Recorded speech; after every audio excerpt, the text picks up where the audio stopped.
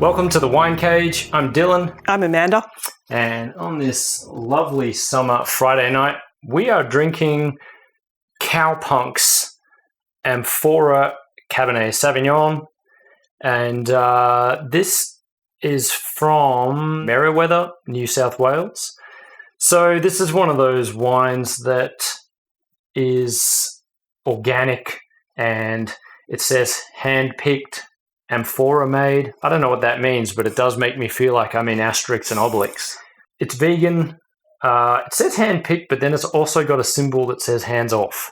So mixed messages. Yeah, that seems like a contradiction. But so it's a bit different. It's got one of these sort of, what do you call this? Like these sort of pop lids that you sometimes get on water bottles. So it's a nice reusable bottle. There's a general sense of it of this winemaker having the priority of caring about the environment and being a vegan wine. So that's cool. It's a unique bottle, unusual for a wine bottle. But what do we think about the graphic design choices on this one? And for that, I'm going to hand it over to Amanda. Well, I suspect that A, you're going to disagree with me horribly, and B, that this is going to age me as a graphic designer, because I quite like it. It's very minimal, but it appeals to the kinds of things that were very in fashion when I was studying graphic design, which is minimalism, like fancy kind of application of type. In this case, you have a slight deboss and very nice paper stock. The paper stock is so nice. You've also got rounded corners.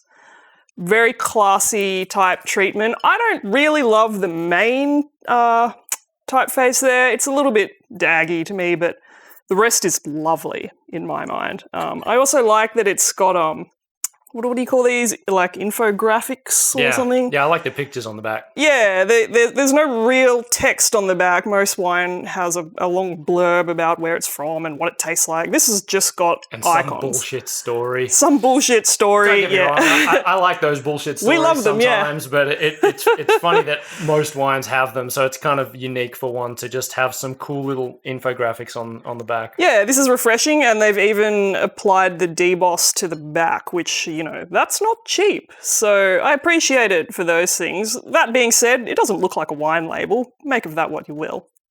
So I agree with the first thing you said, that I wouldn't agree, because I don't think the label looks very good. Everything you described that's good about it is only apparent if you close your eyes and feel it. Because the paper is beautiful. It's got like really nice textured, toothy, ivory coloured paper, and it's got it's in Braille. It's got the American Psycho factor in spades. Yes, you're right. It looks like a business card. Yeah, it's like a business card, exactly.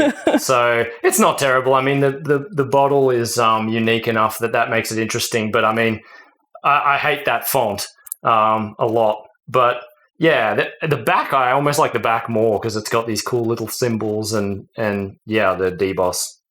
Anyway, that's neither here nor there because that's just all the packaging. Window dressing. Yeah. What does it smell and taste like? So looking at it, it's deep red. It looks pretty dense.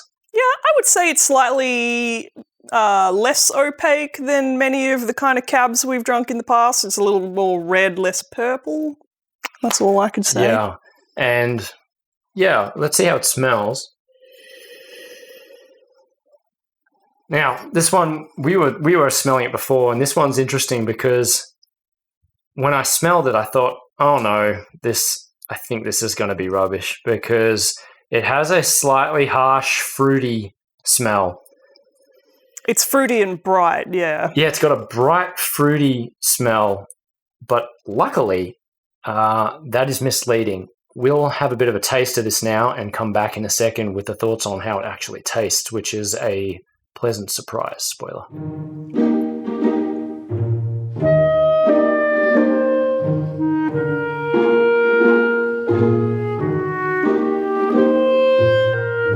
Well, my first thoughts are that it doesn't taste much like how it smells. There's hardly any trace of fruitiness. It's not bright at all. It's quite deep, quite earthy, quite almost metallic in flavour, but not in a bad way. Yeah, I admit I actually forgot that this was a Cab Sav, and I thought it was a Shiraz because that's how it comes off. It's deep, rich, bit of spice. It's got a smooth, leathery, like evolution and finish. It's very, very nice. I would almost go so far as to describe it as elegant. It's very tasteful. Yeah, it's elegant. It's just a lovely wine. It doesn't have evolving flavors as such. It's sort of just spicy, earthy, rich, and then it just fades away in a smooth, dusty road kind of exit. So I love this one. It's great. It's around the $28 mark retail. I think you can get it cheaper, on specials or with member prices at various outlets. But for the price, this one's a banger. I really like it. Agreed. You like it too? Yeah. This one, definitely a hard repurchase. I would get this again. Rating wise, what do you think? I would give this a solid 8. Yeah, I agree. 8 out of 10 for this. Not much more to say. This is a great Cab Sav on the sort of heavier, richer, more Shiraz-y end of Cab Sav. Highly recommend it. That's Cowpunk's Amphora Cab Sav 2022, an absolute banger. Thanks for joining us, and we'll catch you next time. Cheers.